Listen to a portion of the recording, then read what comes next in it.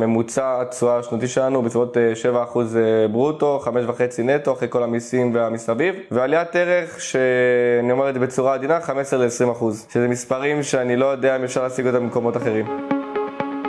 אני אלון, אני בן 32, אני גר פה בתל אביב, במקור מהצפון, מהנדס אלקטרוניקה בחברה ביטחונית. תחום הנדל"ן זה תחום שהעסיק אותי הרבה, ובארץ קשה מאוד להיכנס אליו עם הון עצמי יחסית נמוך של כמה מאות אלפי שקלים. ראינו את לימוסול, אני פתאום רואה גורדי שחקים בלימוסול, אני רואה פתאום בונים שם מלונות של וולד אוף אסטוריה, ואני רואה פתאום טיילת עשירה. יש פה משהו כנראה. בוולקו השוק שלהם לדירות בדרך כלל יד שנייה, הם מאוד מאוד מקפידים בדירות שהם מציעים לך, וכן, העניין שלהם בסופו של דבר זה לנהל את התהליך כמה שיותר מהר, שתתחיל לראות את הכסף, ולא עוד כמה שנים תתחיל בתקווה לקבל משהו. וולקו מוצאים דירות שמתאימים לאינטרס שלנו ושלהם, כלומר שהם יכולים למצוא דיירים בצורה מהירה, והם מלווים אותך בכל התהליך, בין פתיחת חשבון בנק, עורכי דין וכל הבדיקות על הבניין, על השטח, על הדירה, שאין עליה שום חובות, אין עליה שום דברים שלא כל בן אדם מבין בדברים האלה, אני כמובן שלא.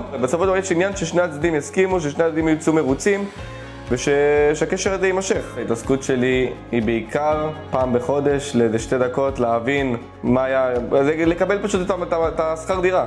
אני מקבל את השכר דירה, אני רואה אם היו הוצאות, על מה היו הוצאות. אז באמת ההתעסקות היא כמה דקות בחודש. אחרי 2.5 של השקעה בעצם בדירה, אני יכול להגיד שהממוצע התשואה השנתי שלנו בסביבות 7% ברוטו, 5.5 נטו אחרי כל המיסים והמסביב, ועליית ערך שאני אומר את זה בצורה עדינה 15-20%, שזה מספרים שאני לא יודע אם אפשר להשיג אותם במקומות אחרים. אני חושב להגיד שיש פה תקשורת מלאה. לא משנה אם אני מדבר עם שי או עם איתן, אני מדבר איתם מאוד תכלס, אין להם את הבריחה מסביב, אין להם החודש הבא אתה תראה ככה, עוד חודשיים אתה תראה ככה, חודש היה חלש, חודש היה זה. הם אנשים מאוד מאוד אמינים, חשוב להם מאוד מאוד ליצור לקוחות ולקוחות מרוצים.